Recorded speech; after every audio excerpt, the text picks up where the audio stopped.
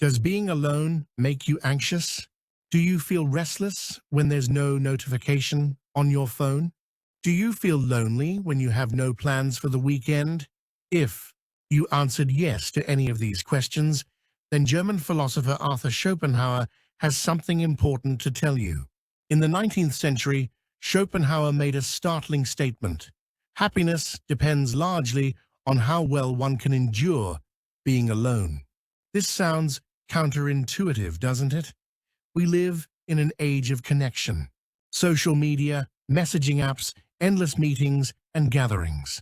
We're told that networking is success, that being social is healthy, that isolation is something to be feared. But Schopenhauer, who lived 200 years ago, predicted our modern dilemma with uncanny accuracy. He saw that most people cannot bear to be alone. They fill every moment with distraction, noise, and company, not because they genuinely desire it, but because they're running from themselves. And here's his radical insight. The inability to be alone is not just inconvenient, it's the root of unhappiness. Schopenhauer himself lived this philosophy. He spent most of his adult life in relative solitude. He never married. He had few close friends. He walked alone with his dog every day at the same time. People called him a misanthrope, a hermit, an eccentric, but was he unhappy? On the contrary, he wrote some of the most profound works on happiness ever penned. His essays on the wisdom of life remain bestsellers 150 years after his death. Today, we'll explore Schopenhauer's philosophy of solitude in depth. Why he believed that the ability to be alone is the key to freedom and happiness. Why needing others makes you their slave. And most importantly, how you can cultivate this rare and valuable ability. This isn't about becoming antisocial or isolated. It's about becoming free from the tyranny of other people's opinions, free from the addiction to validation, free to be truly yourself. Let's begin. Chapter 1. The Tyranny of Company. Schopenhauer's diagnosis: social dependency. In his masterwork Parerga and Paralipomena, Schopenhauer writes, "A man can be himself only so long as he is alone. If he does not love solitude, he will not love freedom, for it is only when he is alone that he is really free." This is a radical claim. Most people believe the opposite, that freedom comes from having many connections, many options, many social opportunities. But Schopenhauer saw the dark truth. Social connection often means social dependency. Think about it. When you cannot be alone, what does that mean? It means you need others to feel okay. You need their approval, their company, their validation, and the moment you need something from someone, you lose your freedom. The modern evidence. Schopenhauer lived before smartphones, but he would have recognized today's addiction immediately. Consider these statistics. Average person checks phone 96 times per day. 44% of people feel anxious when separated from their phone. People would rather receive electric shocks than sit alone with their thoughts for 15 minutes actual study. We've become addicted to connection. Not because we genuinely desire to connect, but because we fear being alone with ourselves. The price of dependency. Schopenhauer identified several costs of social dependency. 1. Loss of authenticity. When you always need company, you shape yourself to please others.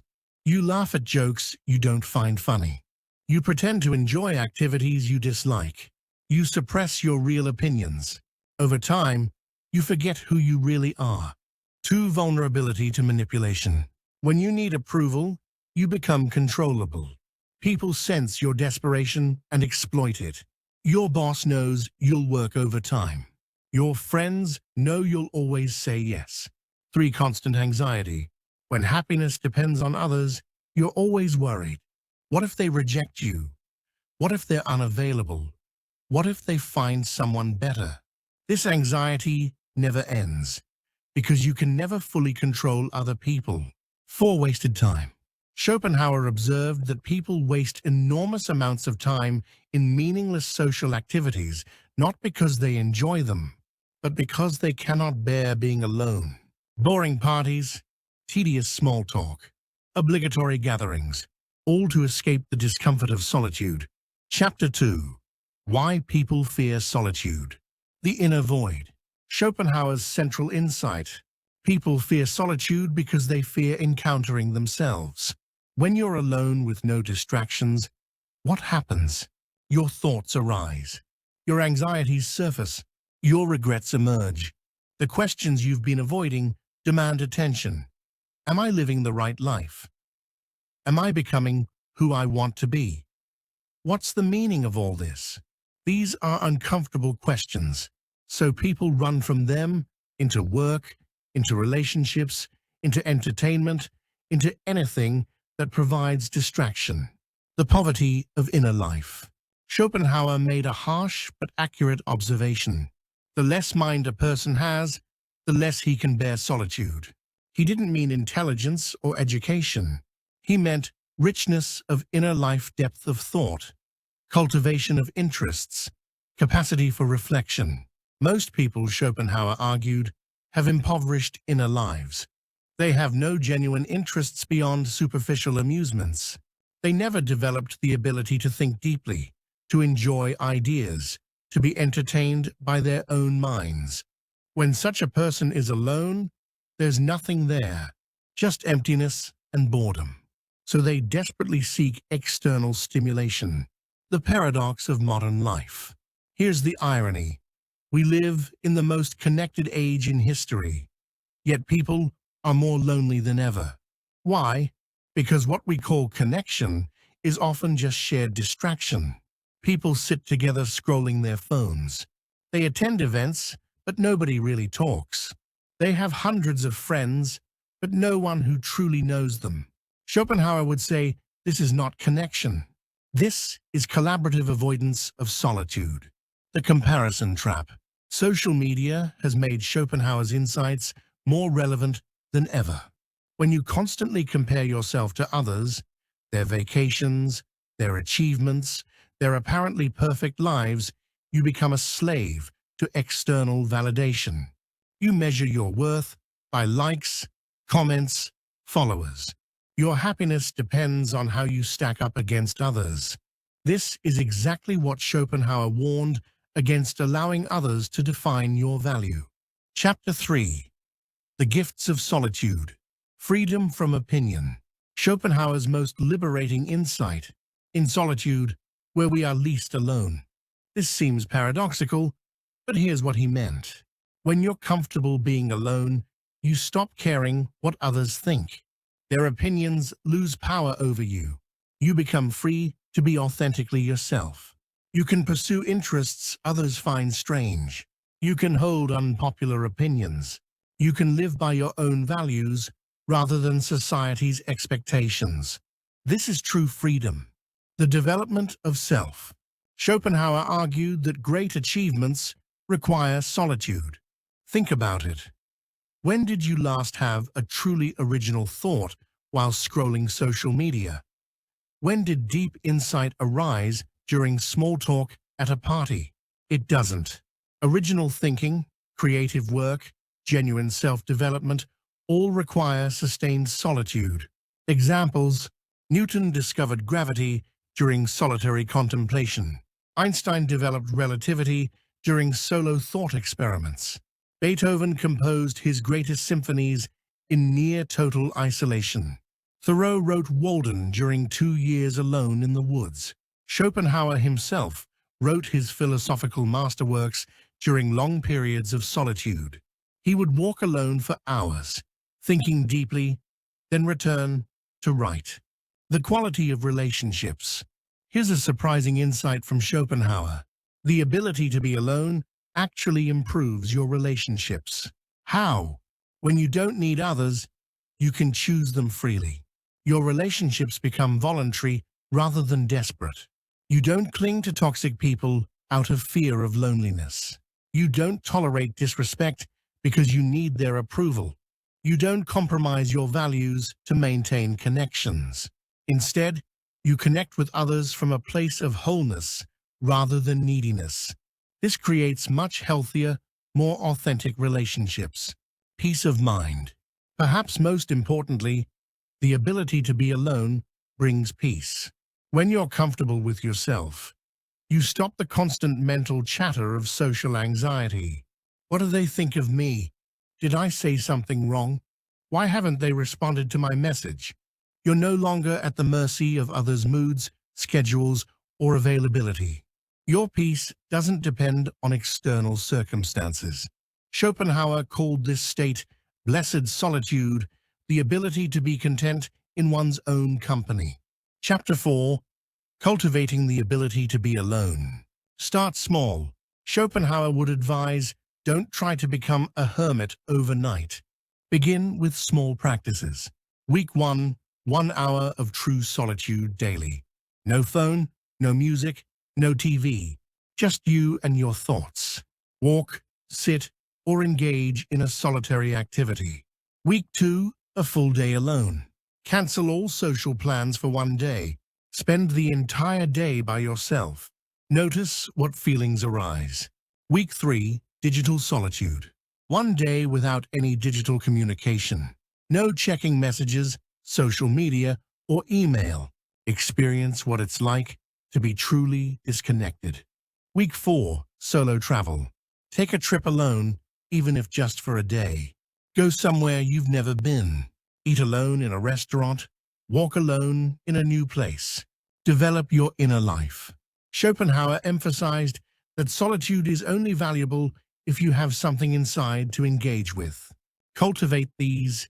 1. Reading, not shallow content, but substantial books that make you think. Philosophy, literature, history, science. Schopenhauer was a voracious reader. He said, reading is thinking with someone else's head instead of one's own. But this develops your capacity for deep thought. 2. Contemplation. Set aside time simply to think, not to solve problems or plan, but to explore ideas, to wonder, to philosophize. Schopenhauer spent hours each day in contemplation. This is where his insights came from. 3. Creative expression. Writing, painting, music, any form of creation. These activities engage you deeply and make solitude enjoyable rather than tedious. 4. Connection with nature. Schopenhauer walked for 2 hours every afternoon with his dog. Nature provides companionship without the demands of human interaction. Recognize the difference. Learn to distinguish between loneliness, feeling isolated and unhappy about being alone. Solitude, choosing to be alone and finding peace in it. Loneliness is painful because it's involuntary. You want connection, but don't have it. Solitude is enriching because it's chosen. You could be with others, but you choose yourself. The goal is to transform loneliness into solitude to make being alone a choice rather than a curse. The test of character. Schopenhauer proposed a test. Lock yourself in a room alone for 24 hours with nothing but your thoughts. If you can't bear it, you have work to do. Most people would go crazy. They'd be climbing the walls within a few hours, desperate for any distraction. But a person with a rich inner life, they might actually enjoy it. There's so much to think about, to explore in their own mind. This is the standard to work toward. Chapter 5. Common objections answered. But humans are social animals. Schopenhauer's response, yes, and we are also thinking animals. The question is, which aspect will dominate your life? Schopenhauer isn't saying abandon all social connection. He's saying don't let social needs dominate your life to the point where you lose yourself. Balance is key, but modern life is wildly unbalanced toward the social. We need to reclaim solitude. Won't I become antisocial? Schopenhauer's response, on the contrary. When you're comfortable alone, you become better in company. Why? Because you're no longer desperate. You don't need anything from others, so you can be authentic. You can speak your truth, set boundaries, and leave situations that don't serve you. Paradoxically, this makes you more attractive and interesting to others. What about love and family? Schopenhauer's response: the ability to be alone doesn't prevent deep relationships, it enables them. When you don't need someone, you can love them freely. You're not clinging out of fear. You're not compromising your authentic self to keep them. This creates much healthier relationships based on mutual respect rather than mutual neediness. Won't I miss out on opportunities? Schopenhauer's response: you'll miss out on wasteful activities and gain time for what truly matters. Yes, you might skip some parties, you might turn down some invitations, but you'll gain hours each day for your own pursuits, reading, thinking, creating, developing yourself. And ironically, as you become more interesting and developed, better opportunities come to you. Chapter 6. Schopenhauer's Final Wisdom. The Test of True Wealth. Near the end of his life, Schopenhauer wrote, "A man can be truly wealthy only if he possesses something that no one can take away himself. All external goods, money, status, relationships can be lost. But if you have cultivated a rich inner life and the ability to be content alone, you have something permanent. This is the only reliable source of happiness." The hierarchy of men. Schopenhauer proposed a hierarchy based on relation to solitude. Bottom tier: those who cannot bear to be alone even for an hour. They are slaves to company and external stimulation. Middle tier: those who tolerate solitude but don't enjoy it. They can be alone when necessary, but prefer not to be. Top tier: those who actively seek solitude, who jealously guard their alone time, who find it rejuvenating rather than draining. Where are you on this hierarchy? And more importantly, where do you want to be? The ultimate freedom. Schopenhauer's conclusion: a person can be himself only when alone. If you do not love solitude, you will not love freedom, for it is only when alone that you are truly free. This is his central message. Solitude is not punishment, it's liberation. Liberation from the tyranny of others' opinions, the exhaustion of maintaining a false self, the anxiety of seeking constant approval, the waste of meaningless social obligations, and liberation for authentic self-expression, deep thinking and creativity, genuine peace of mind, true autonomy. Schopenhauer died at age 72, having spent most of his adult life in solitude. People called him bitter, misanthropic, pessimistic, but in his final years, he was actually quite content. He had his walks, his books, his thoughts, his dog. He needed nothing from anyone. He was free. Compare that to most people surrounded by others, yet deeply lonely, constantly connected, yet never truly seen, always busy, yet never fulfilled. Who is really happier? Schopenhauer would say, the person who has mastered the art of being alone. Start today. Spend 1 hour in true solitude, no devices, no distractions. Notice what feelings arise: boredom, anxiety, discomfort. Don't run from these feelings. Observe them. Gradually increase your capacity for solitude. Develop your inner life through reading, thinking, creating. Watch as your dependence on others decreases. Notice the freedom that emerges. This is Schopenhauer's gift to us, the recognition that happiness depends not on how many connections you have, but on how well you can be alone. May you all find the blessed solitude that brings true freedom. Thank you.